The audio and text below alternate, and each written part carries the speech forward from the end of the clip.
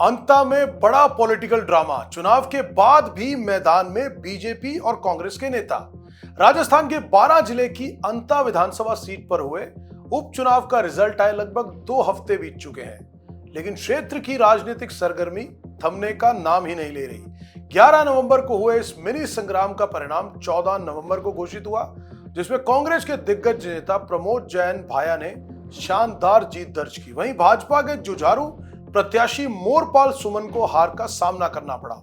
लेकिन इस चुनाव को जिस फैक्टर ने त्रिकोणीय बना दिया था, वह थे निर्दलीय उम्मीदवार नरेश मीणा, जो तीसरे स्थान पर रहे।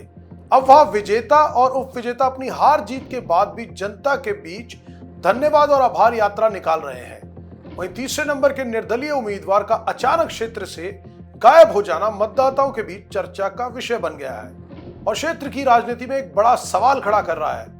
अंता विधानसभा चुनाव में कुल 15 प्रत्याशियों ने भाग्य आजमाया था। राष्ट्रीय पार्टियों के 2 प्रमुख चेहरों कांग्रेस के प्रमोद जैन भाया और भाजपा के मोरपाल सुमन के बीच सीधी टक्कर थी, लेकिन मीणा समाज के युवा नेता नरेश मीणा ने निर्दलीय उम्मीदवार के रूप में ताल ठोककर मुकाबले को रोमांचक बना दिया था। चुनाव विश्लेषकों का मानना है कि नरेश मीणा ने बड़ी संख्या में वोट काटकर खासकर युवा और मीणा समुदाय के इस चुनाव को त्रिकोणीय मोड़ पर ला दिया था। परिणाम में भी वह तीसरे स्थान पर रहे। हालांकि 14 नवंबर को मतगणना के दिन से नरेश मीणा अंता मांगरोल क्षेत्र से नदारद हो गए हैं। स्थानीय मतदाताओं का एक बड़ा वर्ग इस बात पर अपनी निराशा व्यक्त कर रहा है।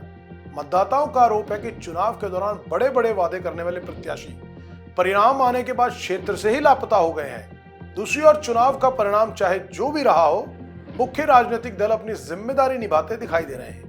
कांग्रेस के नवनिर्वाचित विधायक प्रमोद जैन भाया अब नए तेवर और नई ऊर्जा के साथ क्षेत्र के दौरे पर है। विधायक बनने के बाद यह उनका पहला विस्तृत दौरा है, जिससे वह आभार यात्रा के रूप में संबोधित कर रहे हैं। विभिन्न सामाजिक संगठनों, कांग्रेस कार्यकर्ता और समर्थक जगह जगह उनका भव्य स्वागत कर रहे हैं। भाया को माल्यार्पण किया जा रहा है, शॉल और श्रीफल भेंट किए जा रहे हैं। इस दौरान मतदाताओं का आभार जताते हुए प्रमोद जैन भाया ने स्पष्ट संदेश दिया कि क्षेत्र की समस्याओं और विकास के मुद्दे को वे प्राथमिकता के साथ विधानसभा में उठाएंगे।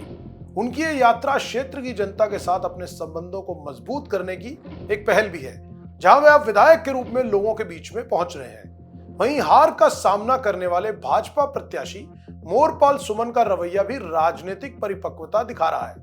12 प्रधान मोरपाल सुमन भी हार के बाद पीछे नहीं हटे। वह भी लगातार क्षेत्र के दर्जनों गांवों में जाकर मतदाताओं, कार्यकर्ताओं और पार्टी पदाधिकारियों को धन्यवाद और आभार व्यक्त कर रहे हैं। सुमन का अंदाज भावुक और विनम्र है। वह मतदाताओं से यह कहते हुए दिखाई दिए कि मैं भाजपा से हारा हुआ आपका मोरपाल सुमन हूं। यह राजनीतिक संदेश महत्वपूर्ण है। हार के बावजूद मैदान में डटे रहना यह बताता है कि उनका राजनीतिक सफर केवल विधायक बनने तक सीमित नहीं है, बल्कि वे क्षेत्र की जनता के बीच अपनी पैठ और विश्वास बनाए रखना चाहते हैं। उनकी यह धन्यवाद यात्रा कार्यकर्ताओं का मनोबल बनाए रखने और अगले चुनाव के लिए जमीन तैयार करने के तौर पर भी देखी जा रही है। अन्य 12 प्रत्याशी जो 1000 वोटों का आंकड़ा भी नहीं छू पाए थे, उनका चुनाव के बाद शांत हो जाना समझ आ सकता है, लेकिन त्रिकोणीय मुकाबले में प्रमुख खिलाड़ी रहे मीणा का यह साइलेंस एक चिंताजनक संकेत है। राजनीतिक विश्लेषक मानते हैं कि चुनाव के बाद भी जनता के बीच बने रहना, चाहे परिणाम कुछ भी हो, प्रत्याशी की दीर्घकालिक राजनीतिक मंशा को दर्शाता है। मतदाताओं ने नरेश मीणा को बड़ी संख्या में वोट देकर एक उम्मीद जताई थी और अब उन्हें चाहिए कि वे क्षेत्र में सक्रिय रहकर इस उम्मीद को जिंदा रखें। अंता की जनता को अब इस तीसरे उम्मीदवार का इंतजार है, जो चुनाव के मैदान में तो डटा रहा, लेकिन परिणाम के बाद अचानक नदारद हो गया।